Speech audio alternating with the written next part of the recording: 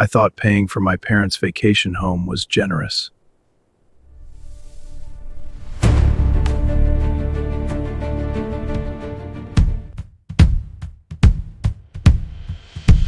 Felix, you're an angel for handling that.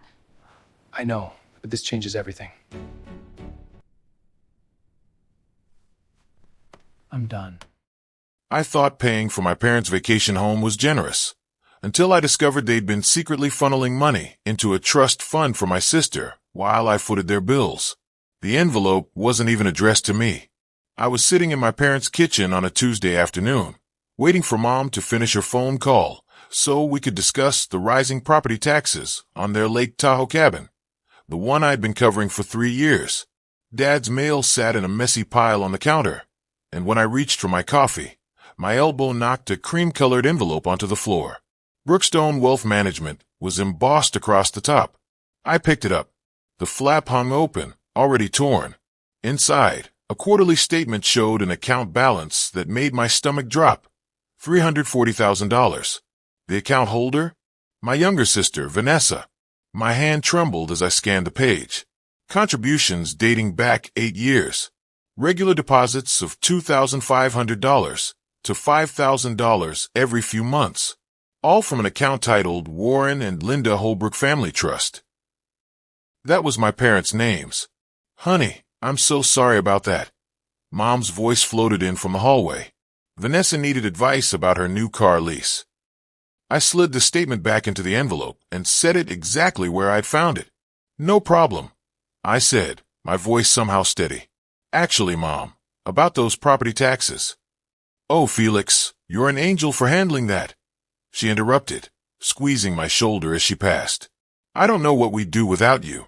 Your father and I were just saying last night how Vanessa could never be as responsible as you.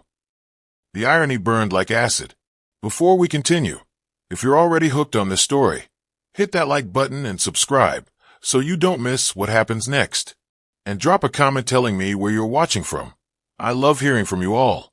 I drove home in a fog.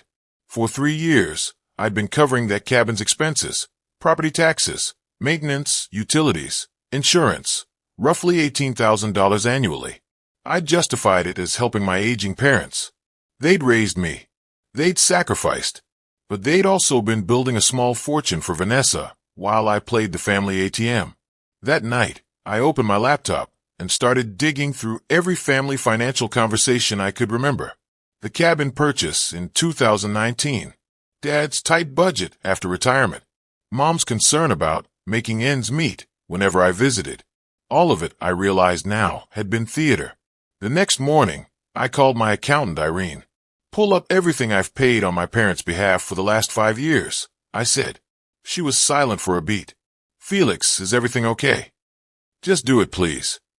40 minutes later, my email pinged. The spreadsheet she sent made my chest tighten. $94,000. That's what I contributed to my parents' lifestyle while they secretly built Vanessa's nest egg. The cabin was just the beginning. There were medical bills I'd covered when Dad claimed Medicare wouldn't. The emergency roof repair on their primary residence.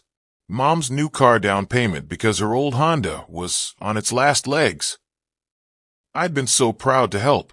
The successful son who'd made it in commercial real estate development. The one who could afford to give back. Then I scrolled through my text history with Vanessa.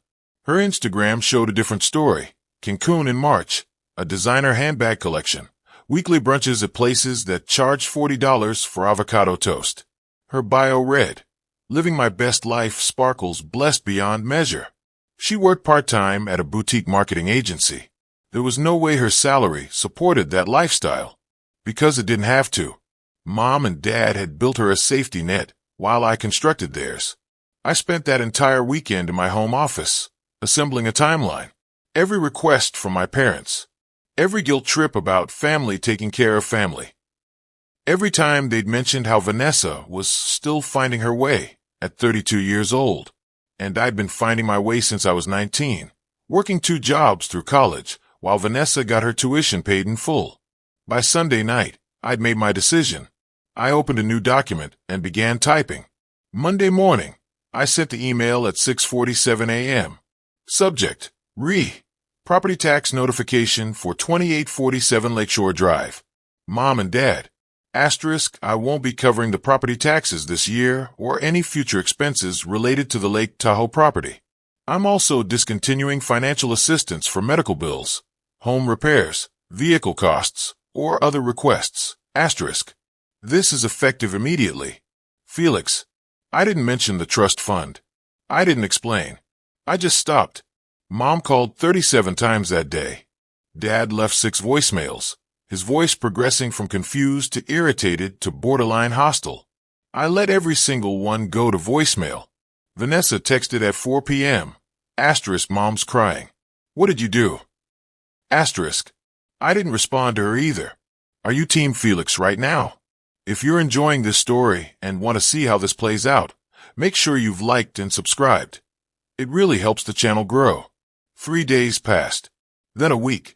My phone stayed silent except for increasingly desperate messages. Dad, Felix, we need to talk like adults. Asterisk, Mom. I don't understand why you're doing this. We're your parents. Asterisk. Asterisk, Vanessa. You're being so selfish. They're on a fixed income. Asterisk. That last one almost made me laugh. A fixed income supplemented by a $340,000 trust fund for their favorite child. 2 weeks after my email, I received a text from Dad at 9:53 p.m. The property taxes are due. No greeting. No how are you. No acknowledgement of 2 weeks of silence. Just a demand. I stared at that message for a long time. Then I typed my response, my thumb steady on the screen. Asterisk, I'm aware. I recommend liquidating a small portion of Vanessa's trust fund to cover the expense. The Brookstone Wealth Management account should have more than enough. Asterisk.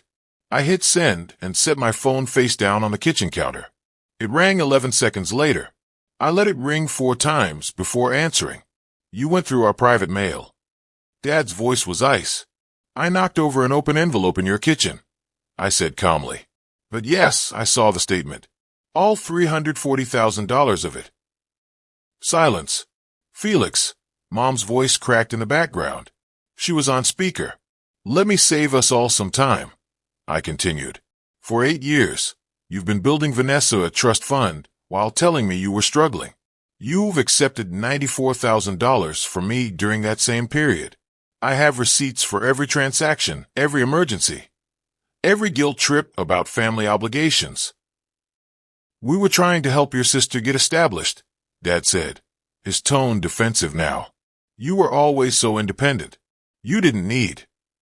I didn't need parents who lied to me. I cut him off. I didn't need to be treated like a bank while my sister was treated like an investment. You made a choice about which child deserved security. I'm making a choice about which expenses I'm willing to fund. So you're just abandoning us? Mom's voice rose to a near shriek. After everything we did for you? I closed my eyes. Here it was, the manipulation I'd been expecting. You did plenty for Vanessa, I said quietly. You can do plenty for yourselves. Sell the cabin if you need to. Liquidate the trust. Ask Vanessa for help. But I'm done being the family's financial safety net while you build someone else's future. You're going to regret this, Dad said, his voice low and mean now. Family doesn't turn their back on family. I thought about the trust fund statement, the years of deception, the casual way they'd accepted my money while hiding their true financial situation. You're right, I said. Family doesn't do that, which is why I'm following your example. I hung up. My phone exploded with texts, calls, voicemails. I blocked them all, Mom, Dad, Vanessa. Every number. For the first time in 3 years, my phone was silent. And for the first time in longer than that, I felt free. 6 weeks later, I received a certified letter. My parents had sold the Lake Tahoe cabin. According to public records, it went for $780,000, more than enough to cover their actual retirement needs, and then some. The buyer's agent mentioned in her follow-up email that the seller seemed relieved to close quickly. Vanessa's Instagram went private, but a mutual friend told me she'd taken a full-time position at a tech company. Apparently, the trust fund was now earmarked for a future down payment, not current lifestyle maintenance. As for me, I redirected that $18,000 annual budget toward something that actually mattered, a scholarship fund at my old community college for first-generation students working their way through school. Kids who didn't have safety nets. Kids who had to be independent because they had no other choice. Kids like I'd been. I still think about that cream-colored envelope sometimes. How something so small revealed something so massive. How one accidental discovery changed the entire trajectory of my relationship with my parents. They never apologized, never acknowledged the betrayal. In their minds, I'm still the ungrateful son who abandoned them over money. But I know the truth. I didn't abandon them over money. I stopped allowing them to exploit me while pretending it was love. That's my story. What would you have done in my situation? Drop your thoughts in the comments. I read every single one. And if this story resonated with you, share it with someone who needs to hear it. Sometimes the hardest boundaries we set are the ones that finally set us free. I don't regret my decision. Not for a second. Because the only trust fund I'm building now is the one I have in myself.